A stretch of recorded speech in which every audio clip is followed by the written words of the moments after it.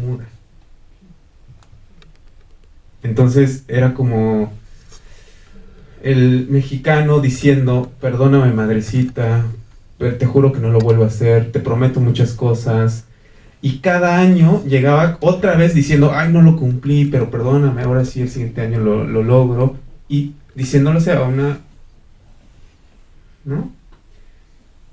Pero en la familia, en la vida cotidiana, cuando la mujer responde, cuando la mamá responde, surge violencia. Hay muchos casos de personas golpeando a sus propias madres, asesinando a sus propias madres, asesinando a sus parejas. México tiene un alto índice de feminicidios, ¿no? Y lo mismo sucede con la parte del ser de un pueblo originario también, ¿no?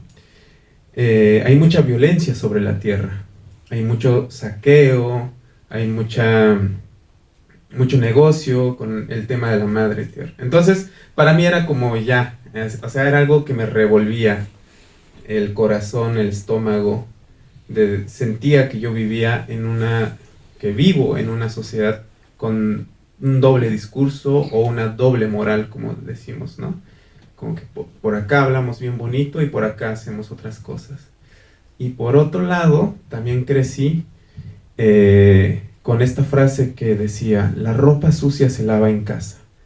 ¿Qué significa eso? No hablemos de lo que nos pasa en público y solo lo hagamos en casa. Entonces, cuando de repente hay un conflicto entre parejas, todos, eso que no se vea, eso resuélvanlo por su lado. Y yo siento que la violencia que se genera en las parejas, de las familias, son consecuencia de una sociedad y tenemos que hablarlo en sociedad. Entonces, digamos que ese es el escenario del por qué empiezo a ser mamá, ¿no?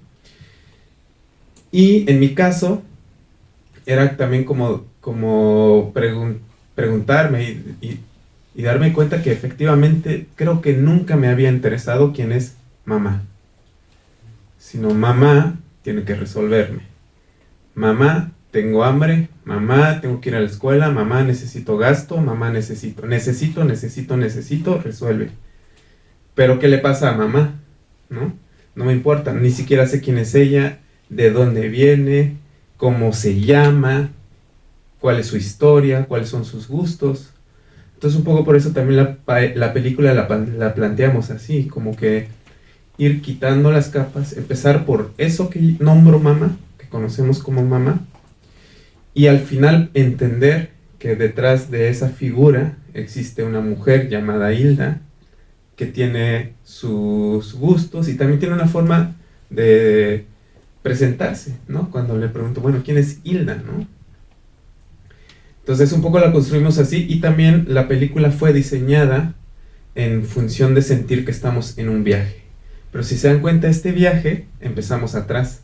O sea, cuando Hilda va manejando su automóvil, nosotros estamos atrás, viéndole aquí el cuello, ¿no? Y conforme va avanzando la película, la cámara también va rotando hasta que terminamos con la película y estamos aquí. ¿Cuál es el sentido de esto? Pues un poco esto de decir, claro, las madres cargan a sus crías, ¿no? Las van creciendo al punto de que ojalá que esas crías en algún momento cobren conciencia de quién es la persona que las está cargando y que podamos caminar juntas, juntos. No ser más una carga, sino también ser alguien que acompaña, ¿no? Entonces un poco construimos desde ese lado la película. Gracias. Bien, ahora voy a ceder. Sí.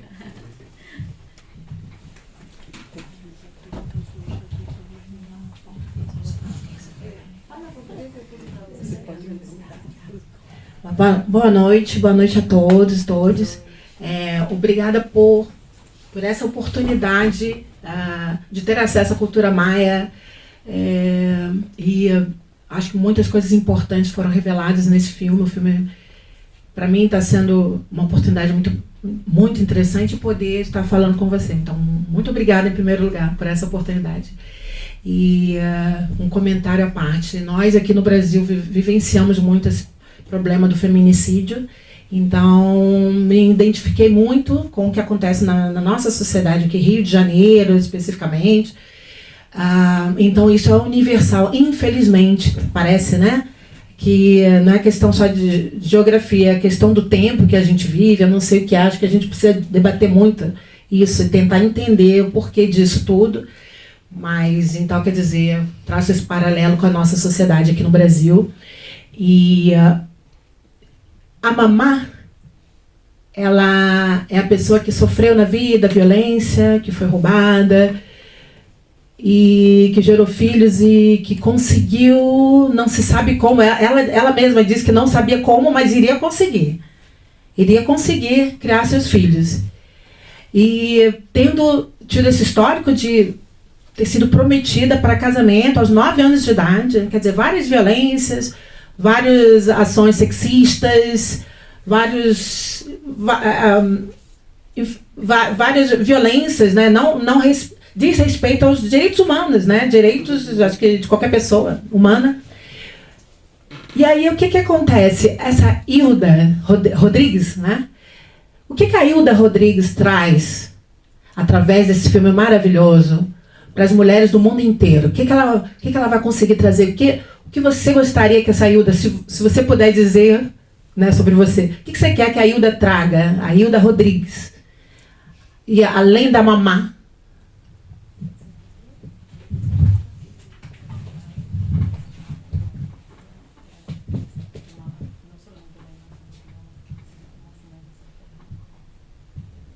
Para mí es por los tiempos que vivimos, ¿no? Y evidentemente mucho el producto de la lucha de las mujeres de todo el planeta, ¿no? Evidentemente por el tema también del feminismo que está ahí y que no podemos no verlo, ¿no? Entonces, para mí, la historia de Hilda contada de esta manera es una invitación para que más personas cuenten sus historias y las podamos sanar en colectivo. Pero es cierto que estas historias ya se han contado muchas veces. El problema está en la forma de contar que ha existido, en donde se revictimiza a las mujeres y se les muestra siempre con el llanto, el dolor. Y entonces las mujeres cuando ven eso, y esa es su única referencia de historias sobre dolor, y tú les invitas a contar su historia, yo como cineasta, y si te digo a ti, quiero contar tu película, pero tu referencia siempre ha sido ver cómo han tratado a las mujeres en pantalla, pues tú me vas a decir, no quiero aparecer así. Y obviamente también mi mamá pensó que ese tipo de película íbamos a hacer.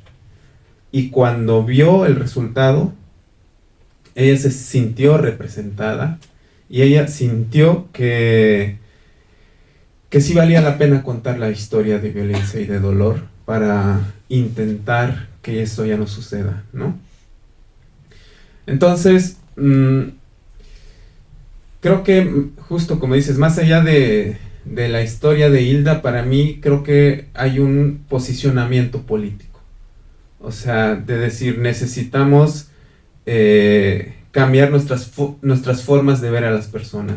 Yo ya no quiero que nos vean con lástima a nosotras, nosotros, los indígenas o los pueblos afrodescendientes o los de las periferias. No, tenemos riqueza, tenemos inteligencia, tenemos corazón, y eso es lo que intenté plasmar en esta película, ¿no? Hay toda una cosmogonía, hay toda una filosofía. Si se dan cuenta, la película está construida a manera de una filósofa. O sea, es una mujer que nos está presentando su mundo con palabras muy sencillas, ¿no? Pero que detonan una reflexión amplia, que si bien nos lo está contando desde su contexto tzotzil, maya, rural, funciona también para otras ciudades, ¿no? Y eso es lo que yo le llamo filosofía. Ella no es académica, ella no habla perfecto el español, pero la forma en cómo nos cuenta y nos narra nos conecta, ¿no? Entonces, para mí era eso también, como decir, las creadoras de arte, los creadores de arte, en este caso nosotros los cineastas, tenemos también una responsabilidad política al momento de abordar los temas Y entonces tenemos que politizarnos, tenemos que leer, tenemos que aprender también, ¿no?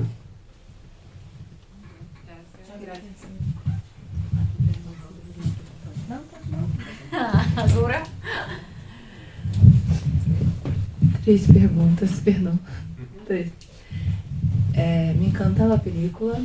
Eu vi no México, fiquei muito encantada, voltei para o Brasil, já apresentei trabalhos sobre a película em congressos, sobre o filme, e fiquei muito encantada com o filme, mas eu queria te perguntar, são curiosidades que eu tenho, com relação à primeira cena em que você coloca o fogo, né, com a fala dela. Isso sempre me instiga, porque é lindo a forma como você começa, mas essa relação que você estabelece entre o fogo ali, a imagem no início, né, o porquê dessa escolha. A segunda pergunta, tem uma coisa que me encanta muito no filme, que me chama a atenção, que são esses espaços que você preenche com as imagens das mulheres, das pessoas na rua, trabalhando, com as mulheres, né? E às vezes num silêncio, às vezes com as falas. Então, essa parte, né, são pedaços da rua, né, da vida cotidiana de São Cristóvão de las Casas e daquelas mulheres que estão ali. Então, de que forma essas imagens, você fez isso pensando numa conversa com o filme e como isso foi se construindo, né, se isso já estava pensado, enfim. E por fim, a última pergunta. Na verdade, eu acabo fazendo um trabalho meio que por outro viés para pensar o filme, né? Não trabalho por outro viés, assim, mas eu penso muito na sua desconstrução da masculinidade no filme. Nesse esforço que você faz com a sua fala, com o seu olhar, né? Para Hilda, para a mãe.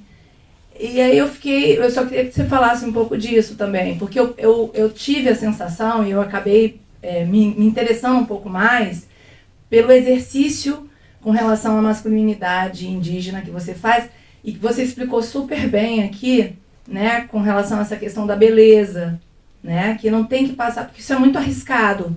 Essa é a grande dificuldade da gente falar sobre esse tipo de temática, porque o feminismo branco, ele entra ali num processo que às vezes, né, é claro que violência é violência em qualquer lugar do mundo, mas de alguma forma a gente tem que ter um olhar também um pouco mais amoroso para o processo, que é um pouco que eu acho que você faz. Então eu tinha curiosidade de te perguntar sobre esse processo de desconstrução da masculinidade através do filme, que eu acho que é um pouco isso, né? E aí eu lembro que eu li uma entrevista sua em que você fala disso, que não queria vitimar a sua mãe e tal, mas que uma das coisas que mudou depois do filme foi a tua relação com a sua mãe, porque vocês passaram a se relacionar mais, a estar juntos, a conversarem, a ter diálogo, né? Acho que era essa, agora não lembro direito. É uma entrevista que você deu. Obrigada.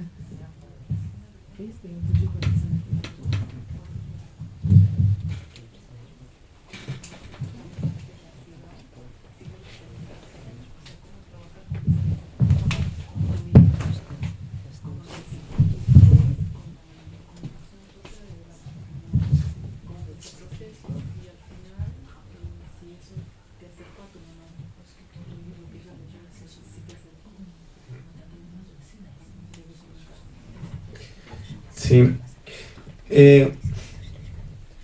Yo le dediqué mucho trabajo a la escritura de la película. Creo que el primer armado que yo había hecho de mi escritura, de cómo se iba a ver, un poco las películas se trabajan primero pensando la idea, las escribes y ya luego empiezas a pensar en imágenes, ¿no? ¿Cómo vas a evocar esa idea que tú tienes? Por ejemplo,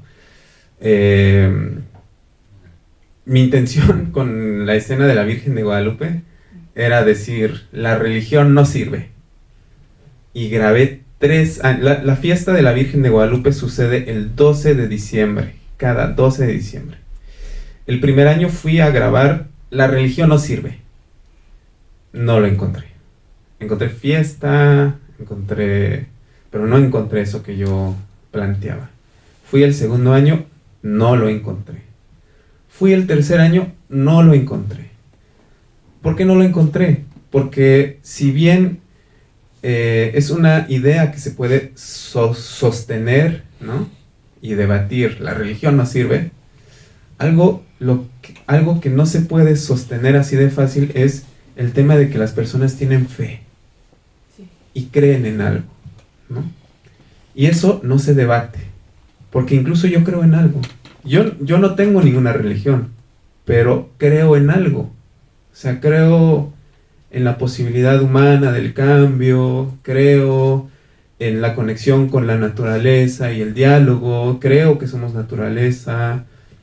¿Lo puedo demostrar? No, pero creo, ¿no? Y justo me pasó eso con la religión, por eso decidimos abordarlo de otra manera, que es, ok, la Virgen María también es una mujer.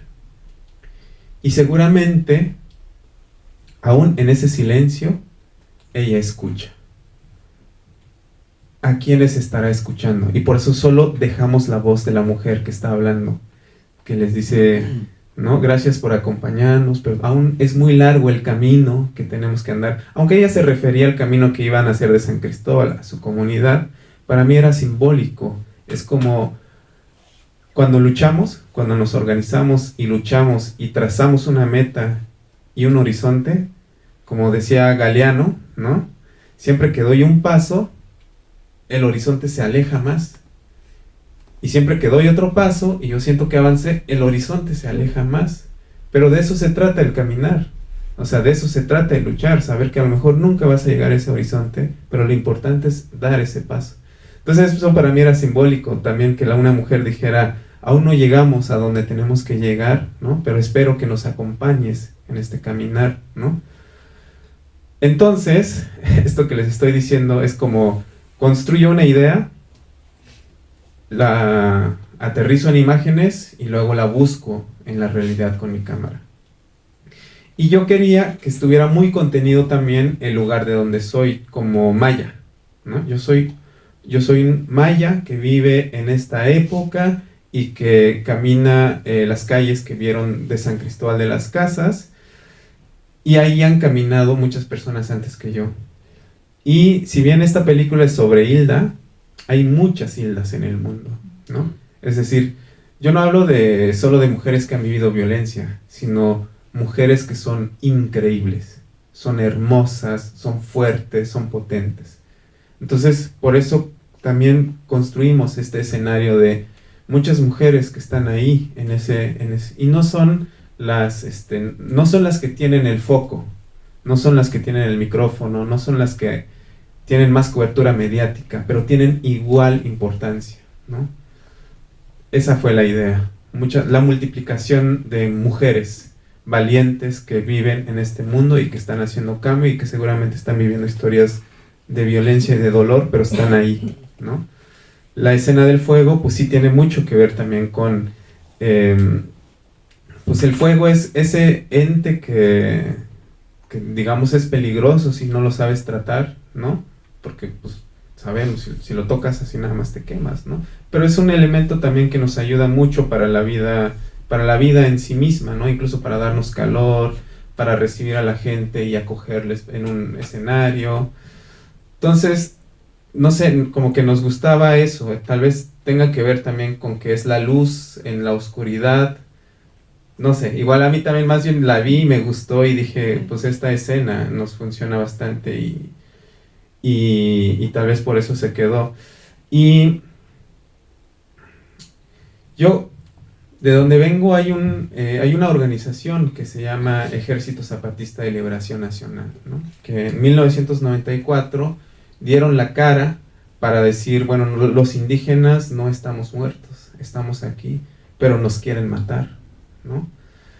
Y pues ya basta, ya no queremos. Entonces, ellas y ellos plantean la posibilidad de un mundo distinto, ¿no? Incluso tienen esta frase que dice, un mundo donde quepan muchos mundos, ¿no? Es decir, un mundo diverso. No queremos un mundo homogéneo, no queremos un mundo donde se dicte desde solo un lugar ideológico cómo tenemos que vivir, sino que también nosotras y nosotros tenemos el derecho de ser diferentes, pero también tenemos el derecho de ser parte de ese mundo, ¿no?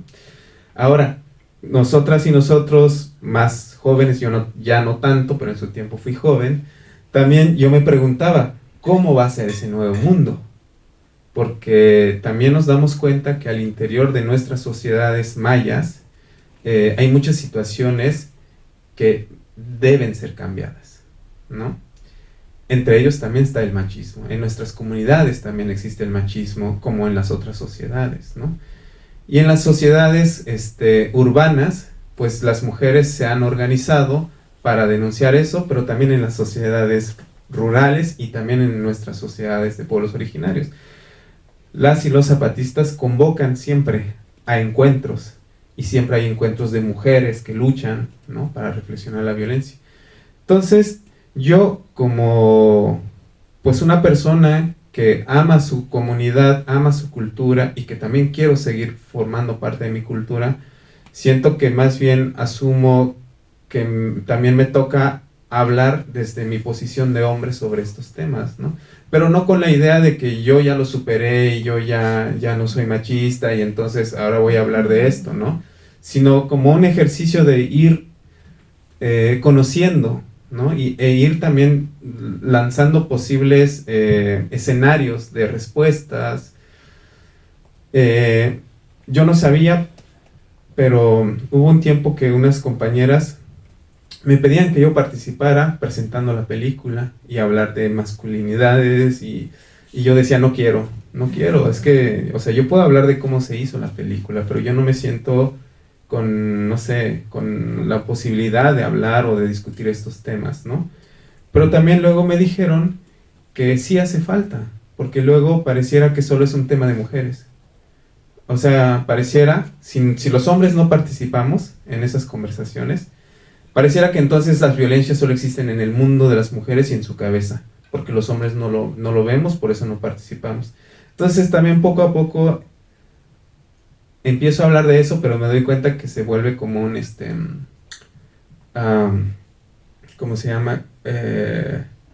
Como una cosa que hace que tú mismo te autovigiles, porque tú lo que quieres como persona es también ser congruente, es decir, cómo hablar de violencia y combatir la violencia si tú mismo también eres violento, ¿no? Algo muy sencillo. San Cristóbal, Chiapas, hay una empresa que nos está quitando el agua, se llama Coca-Cola, ¿no?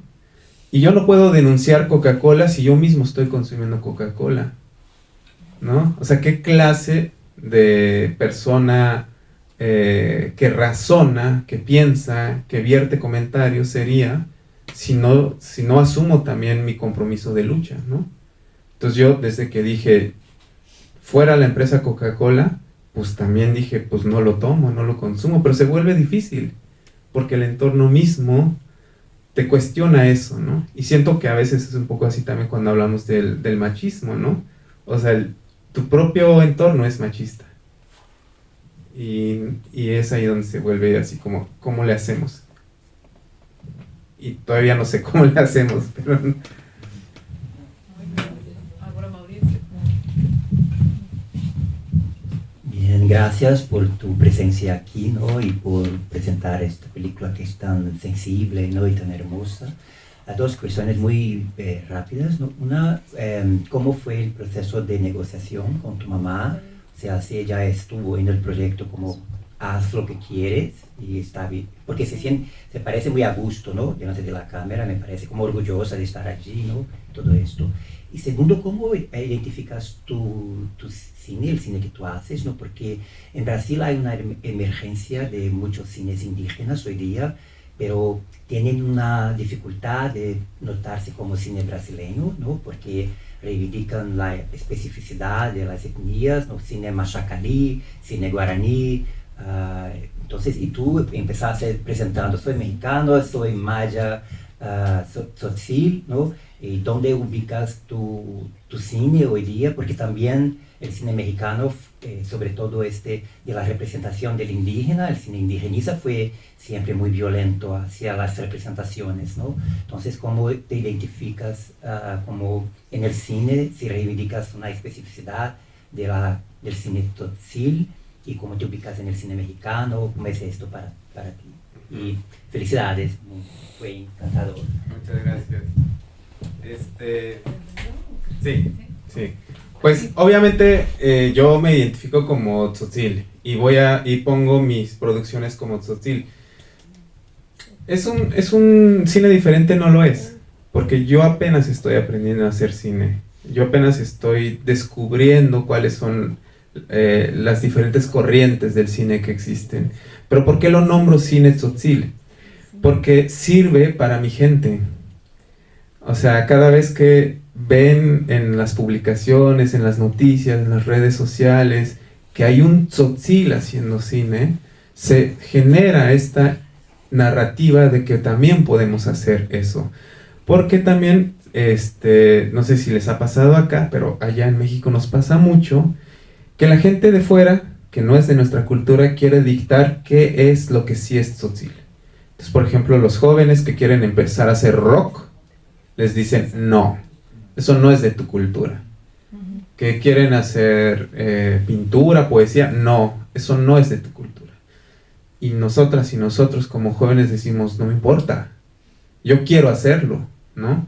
Entonces el nombrarlo como cine Tzotzil es más para generar referencia de que hay un Tzotzil haciendo cine. En este caso somos ya muchos y estoy muy feliz. O sea, somos muchos Tzotziles haciendo cine.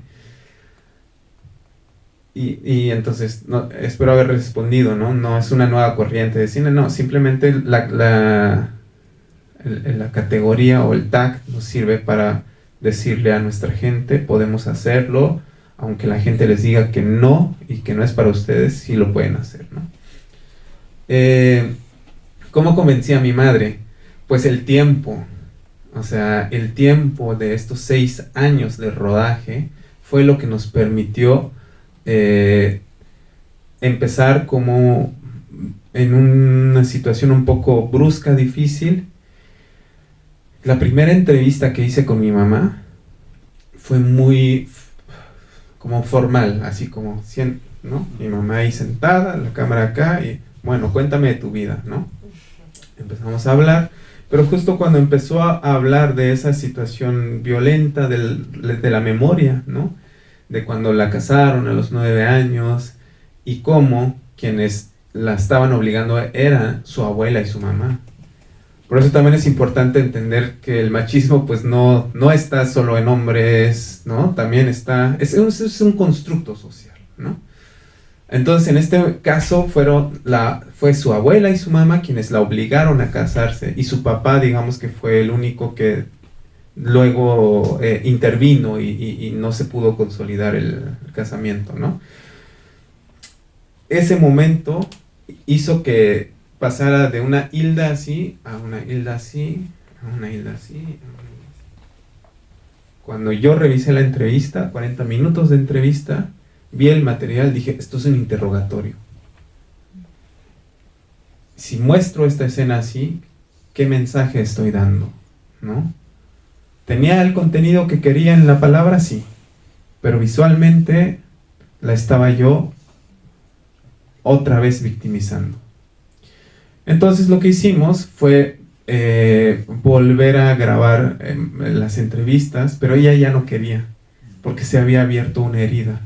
Y yo no supe contenerla también. Pero gracias a que somos familia, ¿no? Y convivíamos, pues ahí fuimos como que negociando situaciones.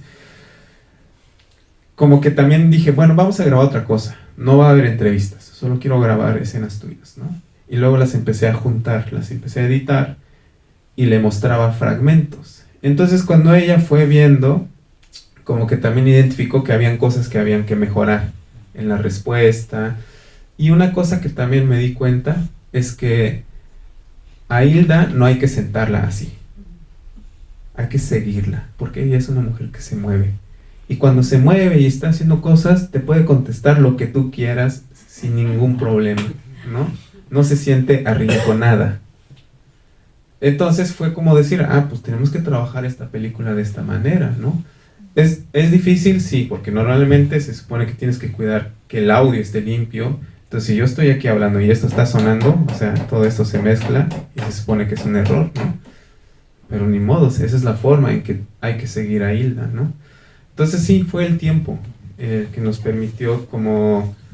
Y ella terminó produciendo su película, al grado de que ella es la que negociaba con mis tías y mis abuelas que se filmara. Cuando, por ejemplo, mis tías decían, no, o sea, no me grabes. Y yo, bueno, no te grabo. Y era mi mamá quien decía, no, sí las tienes que grabar, porque también son parte de mí, de mi familia, ¿no? Entonces, pues sí, fue muy... Y a la fecha, después de haber estrenado la película en 2022, por lo menos un año más me seguía pidiendo que yo fuera a grabarla. Hijo, voy a ir con tu tía a la comunidad, trae tu cámara, ¿no? Sí. Estuvo muy bien. A minha pergunta era mais ou menos isso que você estava falando, talvez para complementar. Quando o silêncio, né, dá para ver a técnica, a direção da fotografia ali, muito bonita na parte que tem uma vela, parede vermelha, fica bem bonita ali a fotografia. Mas e quando tem um diálogo, é isso? Quando você tem que falar com a sua mãe e tirar a sensibilidade dela, algo sensível para ela e para você. E a parte técnica? Como é que você consegue controlar a parte técnica e deixar fluir a sensibilidade para não perder o momento e também não perder a coisa técnica? Como que é isso? O diretor querendo algo bonito, mas também sensível. Como lidar com isso?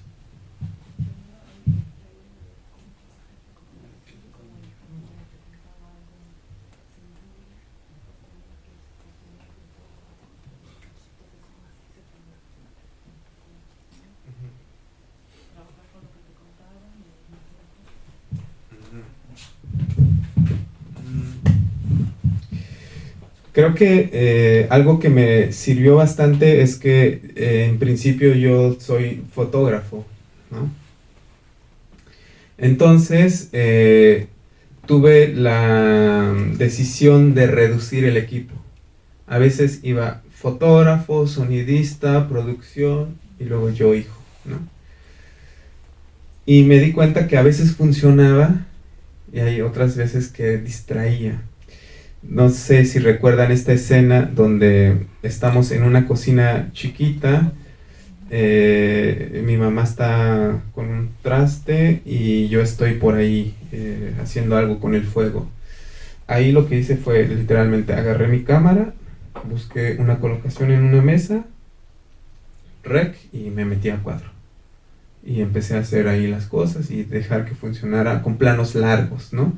Luego yo regresaba y encuadraba, buscaba otro ángulo, ¿no? Entonces fue mucho también como saber que entender un poco la energía de Hilda. Si ella estaba dispuesta a tener mucha gente o era más como nosotros dos, ¿no? Y las entrevistas, solo hice una entrevista a cuadro, que fue la primera, esta que les digo que apareció y parecía tortura, ¿no? Y las otras entrevistas decidí trabajarlas solo ella y yo, pero no la llevé a una cabina de estudio, sino nos encerramos en su auto. Entonces el auto funcionó como ese lugar que podía quitar un poco el sonido del exterior y nos permitía estar sentados ella y yo con el micrófono, yo con el micrófono acá y otro micrófono acá, y entrevistarle, preguntarle. Y eso lo hice 4 veces. En diferentes años, ¿no? Esto de la reflexión de la película, para qué sirve la película, y este último momento que ella dice, si tú no te hubieras metido en esto, pues mi historia ahí se hubiera quedado, ¿no? Eso fue ya de las últimas entrevistas, cuando ella también ya había visto un montaje de la película.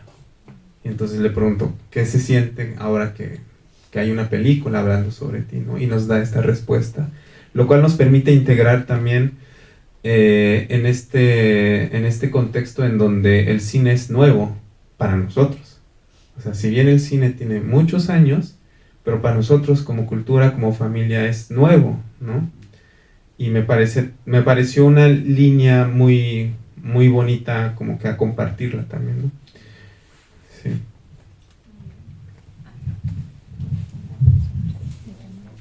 No sé si llego. Creo que no.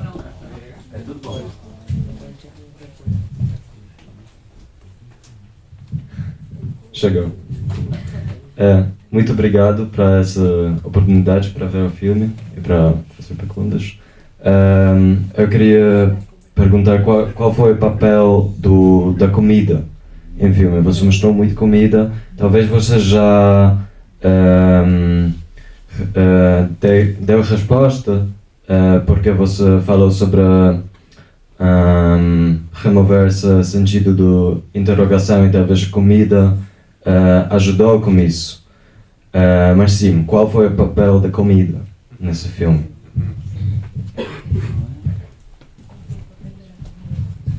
Y de hecho, qué bueno que haces esta pregunta, porque yo no quería grabar a Hilda en la cocina, porque justo estábamos en un tiempo también en donde estábamos discutiendo las nuevas formas de representar a las mujeres, ¿no? Y era esta idea de, no, pues hay que sacar a las mujeres de ese lugar donde históricamente han estado. Bueno, la cosa es que resulta que para mi mamá y para su cultura y para su entendimiento, la cocina es un lugar sagrado, un lugar importante, un lugar primordial para la autonomía. Y cuando yo intentaba hacer con ella escenas de, mamá, vamos a caminar al centro. No, yo no camino al centro.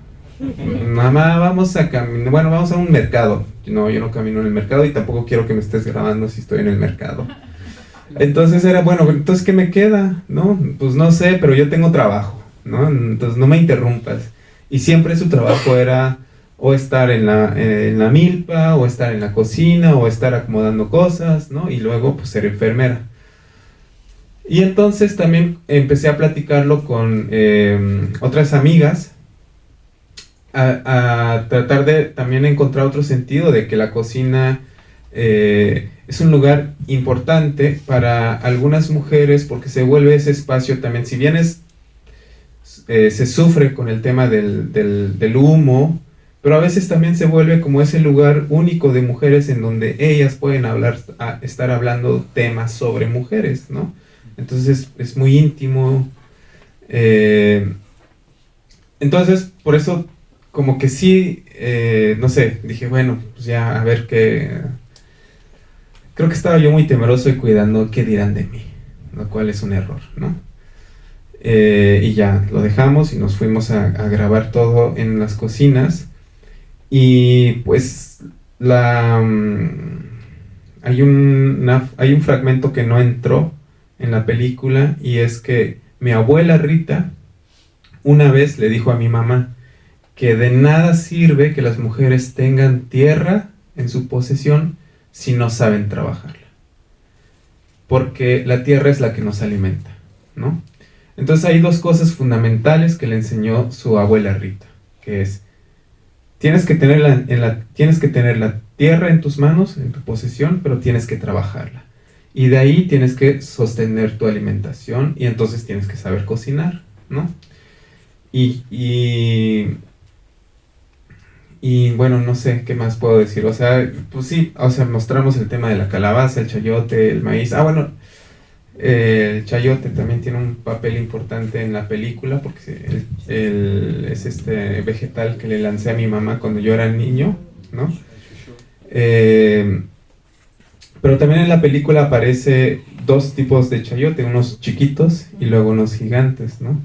Que son simbólicos también, porque justo cuando ella está cosechando los chayotes grandes, ¿no? Simboliza también lo que ella ya ha cosechado como mujer, y es cuando ella habla de su trabajo, pues sí, de que ella ya tiene algo, ¿no? Que cuando dice pues, que en el amor no le fue bien, pero en el trabajo sí, y ella para eso es un logro, ¿no? Tener un sustento. Y también algo que me pareció súper importante dejar en este momento es qué tan cruel es nuestra sociedad, que incluso a las mujeres o a las personas que trabajan en esos trabajos que despreciamos como sirvientas o los que barren las calles, les prohibimos escuchar su música o su radio. O sea, ella dice, gracias a que la señora me dejaba escuchar la radio, escuché el comercial de que solicitaban a una mujer que pudiera traducir. Entonces para mí eso fue muy fuerte, es como, o sea, qué tan cruel puede ser nuestra sociedad con esas personas que trabajan para nosotros y nosotras, no sé, lavando los trastes, que incluso les prohibimos que escuchen algo que quieran escuchar, ¿no? Entonces para mí también era como o sea, sí somos sociedades muy crueles, ¿no? Con nosotras y nosotros mismos, pues, ¿no? En fin, la comida sí es muy, muy importante. ¿Alguien más? Pasa, por favor. Obrigada. Gracias, hola. A mí me encantó también la película y es la primera vez que veo una película mexicana aquí en Río. Entonces, me encantó todas así las escenas. Yo sentí que el fuego al principio creó un clima porque también, no sé, pensando en mis generaciones, de mis abuelas, de mi mamá, tengo muchos recuerdos de esos espacios de la cocina de mi bisabuela, con todas las mujeres reunidas y con el fuego, como que se crea un calor y se crea un clima, ¿no? Y parece que siempre hay calor cuando estás en un grupo de mujeres. Y bueno, muchas imágenes me hicieron recordar así esas generaciones y pienso, ¿no? Hace cuán pocas generaciones que pasaba eso también, ¿no? Recordando así la historia de mi abuela también. Y eso como que me dejó pensando, ahora que yo veo eso aquí, ¿no? Como que uno tiene una distancia ahora. Y yo quería preguntarte, cuando tú llevaste esta película al exterior, ¿qué te regresó el exterior de esa producción?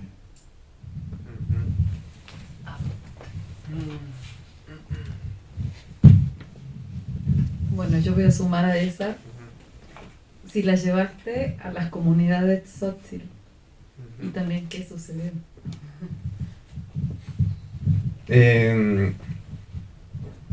La verdad es que mamá me ha dado mucho, mucho, desde que la estrené, pero incluso antes de haberla estrenado, me permitió estar en muchos talleres, muchos laboratorios para yo aprender a hacer cine, ¿no?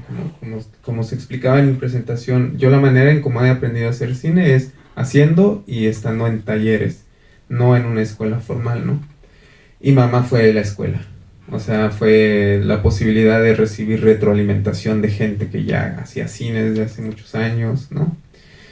Y luego de su estreno fue muy bonito porque, no sé, llegó en un momento en el que las mujeres habían ganado muchos espacios y abrazaban este tipo de producciones. Y me ha llevado a conocer el mundo. He viajado mucho, o sea, algo que no, obviamente yo nunca me lo hubiera soñado, nunca me lo hubiera podido pagar tampoco. Entonces, no sé, creo que me sigue dando, o sea, me sigue abriendo camino. Es como una mamá, así literalmente, ¿no? Me sigue cargando, me sigue enseñando, me sigue haciendo viajar y conocer y entender y madurar, ¿no? Sí, me sigue dando mucho. Y lo hemos presentado en algunas comunidades tzotziles, más no en la de mi mamá, porque yo en su momento, uno es muy tonto a veces, ¿no? Y cree que hay que tirar las puertas y los muros y hay que ocupar los espacios. Pero cuando no se trata de ti, es importante pensarlo. O sea, si bien yo hice la película, la historia no es sobre mí. Entonces, si yo iba y la coloco, si yo voy y la coloco en la comunidad, pues yo de vez en cuando regreso todavía a esa comunidad. Yo ya vivo en San Cristóbal, soy un tzotzil que ha migrado a otro lugar y ahí está haciendo su vida. Pero mi mamá entra y sale de la comunidad constantemente. Así como la vieron, así con su bochito, con su carrito, va. Y entonces, si no creo un contexto, en donde se pueda reflexionar el tema que está presentando la película, lo que va a pasar es que ella va a seguir viviendo situaciones de señalamiento. Ella es una mujer que dijo que creció sin propiedades, ¿no? Y se puso en la meta de tener propiedades, su terreno, su casa y su carro. Lo consiguió, que tiene ahora 4 casas. ¿Qué pasa? La gente dice, ¿cómo le hizo esa mujer? No es posible que tenga casas, carros, ¿con quién se acostó? ¿No? Entonces ya de ahí a la entrada hay un escenario no amigable. Y luego presentamos la película y la película se ha presentado por alrededor del mundo un chingo de veces, muchas veces televisión y ganamos premios y la gente piensa que somos ricos. Entonces piensa, ¿cuánto está ganando esta mujer? ¿No? Entonces eso es lo que ella me ha dicho, no quiero que lo presentes ahí. Pero sí lo estamos presentando en otras comunidades tzotziles, a veces se genera debates, a veces no. Donde sí se genera debates es donde ya hay procesos organizativos. Como les decía, pues están por ejemplo los zapatistas, ¿no? Que tienen su propio proceso de reflexión, pero también hay un movimiento desde la Iglesia Católica que se llama Teología de la Liberación. Y en Chiapas hay un movimiento muy fuerte de la Teología de la Liberación. Y entonces en esos espacios hemos presentado la película y la gente nos lo pide para hacer talleres. O sea, eso es algo que a mí me emociona porque me escriben y quieren, ¿cómo le hacemos para tener la película para un encuentro, para un taller, para una reflexión? Y ya, así es.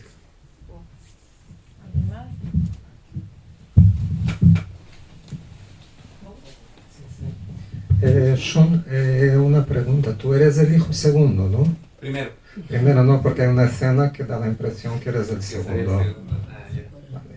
Y lo de volverse cineasta, ¿cómo se te ocurrió eso? ¿Cómo sucedió?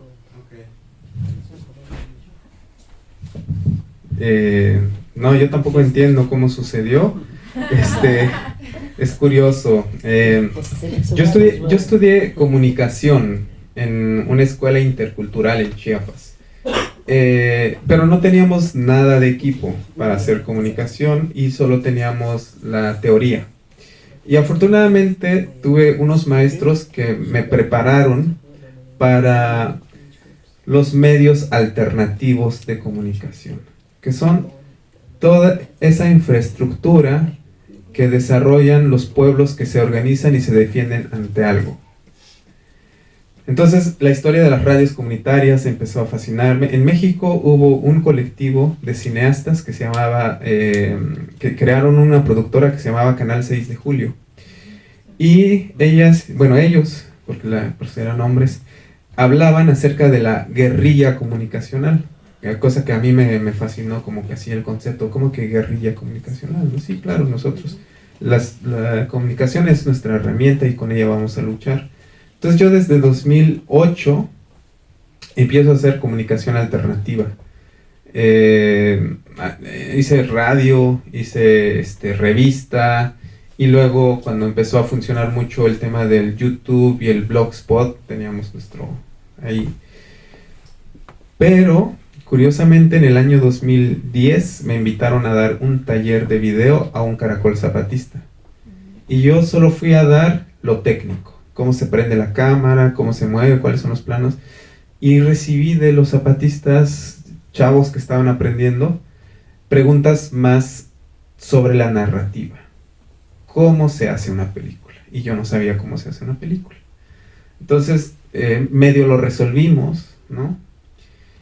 Pero yo regresé con una sensación de no puede ser. No puede ser que yo vaya a un lugar a enseñar algo que ni siquiera sé cómo se hace. Y curiosamente cae en mis manos una convocatoria para recibir formación en cine documental.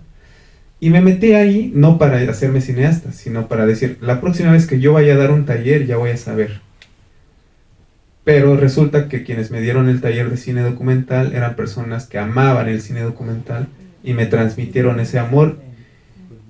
Y no sé, como que encontré mi lugar también en el cine documental. Sentí que ahí podía hacer algo. Y desde entonces desde hace 17 años, vengo produciendo reportajes o crónicas o pequeños ejercicios de videoclips.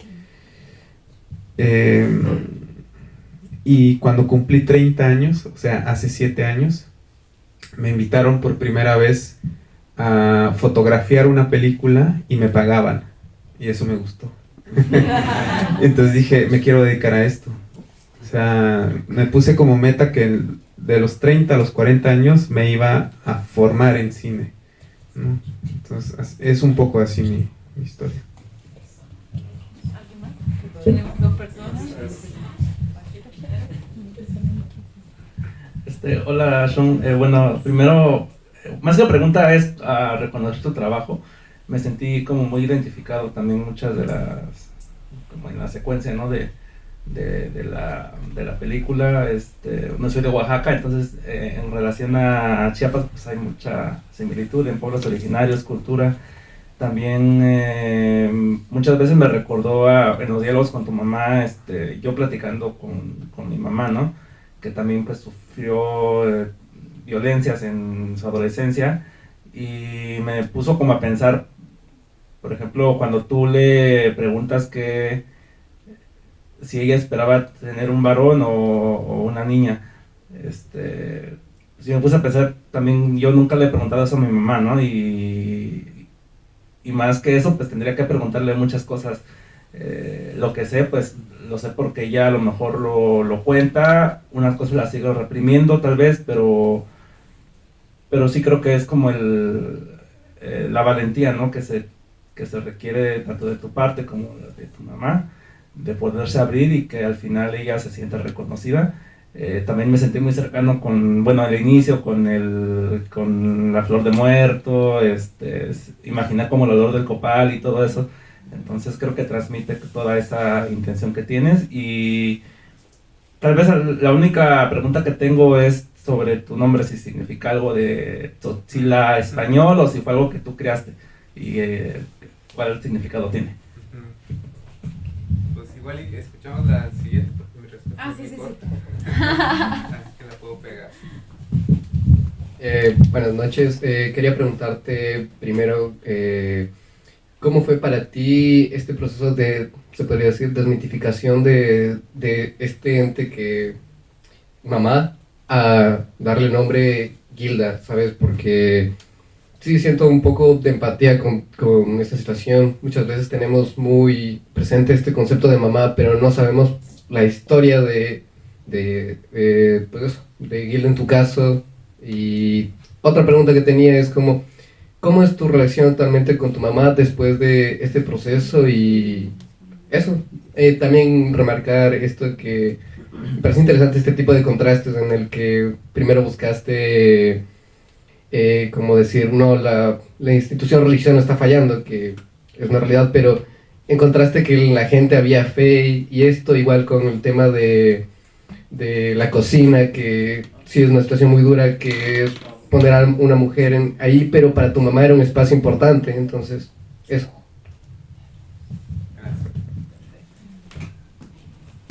Bueno, pues con mi nombre, en Tzotzil, todos los que nos llamamos Juan, yo me llamo Juan, Juan por parte de mi madre y Antonio por parte de mi padre, porque sí soy su primogénito y él se llama Antonio, y entonces a huevo quería como que dejarme ahí la carga, ¿no?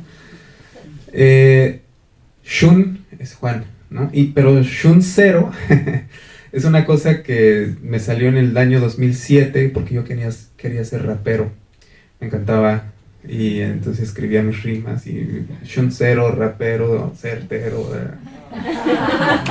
Y entonces justo abrí mi Facebook por esos años y le había puesto Shun Cero, y así se quedó y la gente me empezó a nombrar Shun Cero. Y cuando tocó firmar esta película, ya todos me conocían como Shun Cero, y cuando entregué la película Mamá, y director Juan Antonio, todos así, ¿quién es Juan Antonio, no? Y ya me sugirieron quedarme ya con el nombre de Shun Cero, ¿no? Y bueno,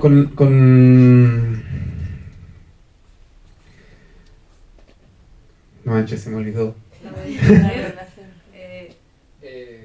¿Cómo fue para ti, claro, este proceso del film en el que desmitificas a tu mamá Claro. y se convierte en Hilda? ¿Y cómo es tu relación con tu mamá? Actualmente, sí. Lo que pasa es que creo que nos hemos acostumbrado a jugar un papel. Por ejemplo, ¿cuál es el problema del adultocentrismo? Pues considerar que las niñas y los niños son hijos, hijas que tienes que enseñar. Es decir, no saben. Entonces juegan un papel. Papá, mamá juegan el papel de yo soy la autoridad, yo conozco, yo te enseño, yo te guío en el mundo. Tú, hijo o hija, no entiendes, tienes que aprender. Y nos hemos acostumbrado a jugar desde ahí. Entonces también como hijos e hijas, pues decimos, bueno, pues si hay alguien que le toca resolver mi vida, que me la resuelva. Y el problema es que podemos pasar muchos años, 30, 40, 50, 60 años, y seguimos jugando ese papel de soy tu hijo, tu mamá, papá, resuélveme, ¿no? Y eso me parecía como horrible, ¿no? Luego, obviamente también con el tema de la religión, me parecía como muy absurdo que la Virgen de Guadalupe o la Virgen María, que también se le llama, fuera importante solo porque tuvo un hijo varón. ¿Qué hubiera pasado si la Virgen María o Guadalupe hubiera tenido una hija? No sería importante. Entonces también es como, o sea, ¿qué onda con nosotros?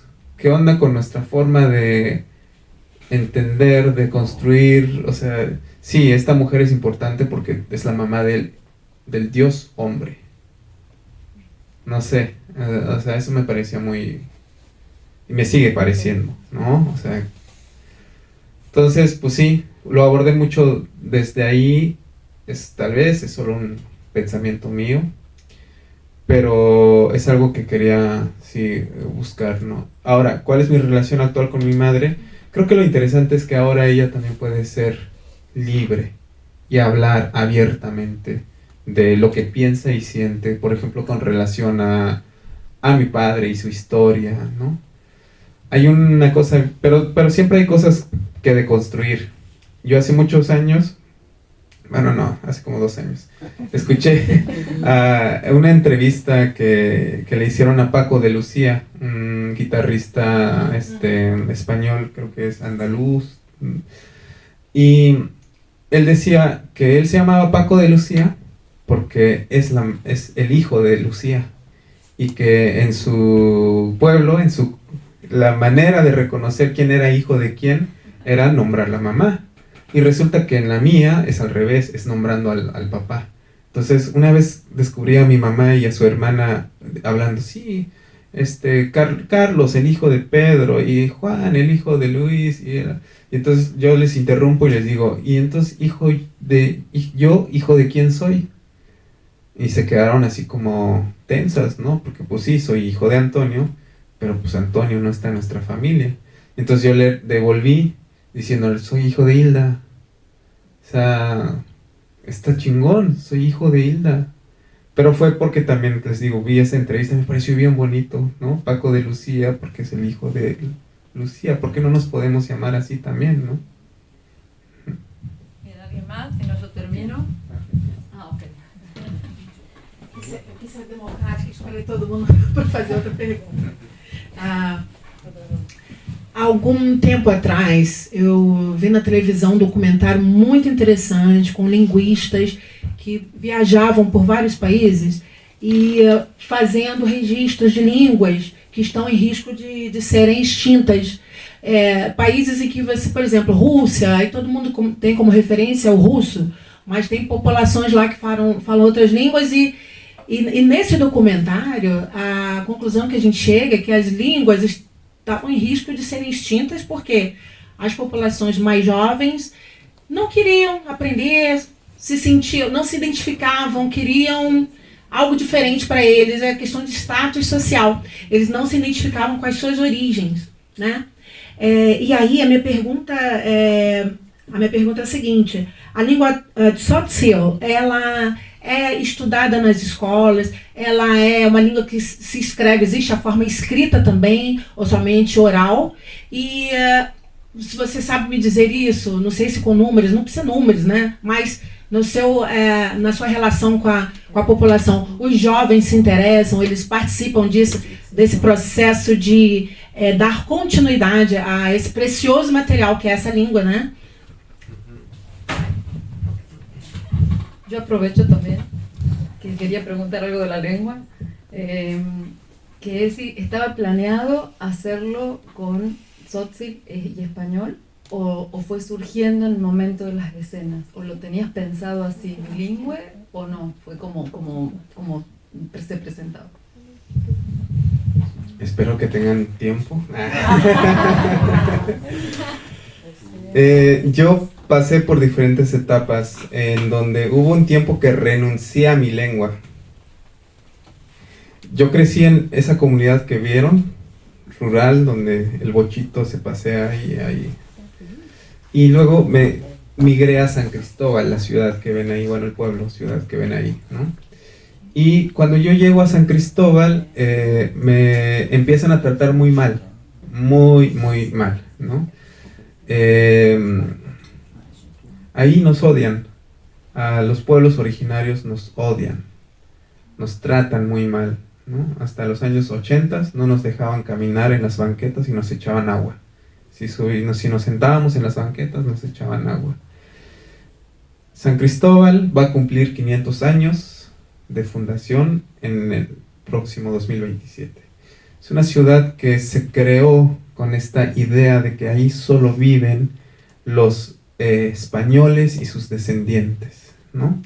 Y todos los indios, que así nos llaman, para ellos son despreciables, que no merecen ni caminar sus banquetas, ¿no? Entonces, cuando yo vivía en mi comunidad, yo hablaba mi lengua, tenía mi abuela, tenía el bosque, y yo era también feliz, ¿no? Y cuando me voy a San Cristóbal, resulta que como no hablaba yo bien el español, en vez de ayudarme, la gente se burlaba de mí. Y me hacían sentir inferior, ¿no? Y yo ahí empezó a adoptar una actitud de, ok, pues voy a ser mejor que ustedes, ¿no?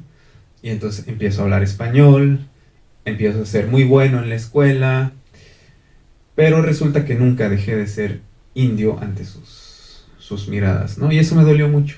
Entonces yo renuncié a mi lengua, y cuando yo estaba estudiando en San Cristóbal, como mi mamá no habla bien el español, me empecé a sentir avergonzado de ella. Yo no quería que ella fuera a mi escuela. Cuando había reuniones de padres de familia, yo no le decía. Y yo le dije que no me hablara nunca más en tzotzil. Se lo prohibí.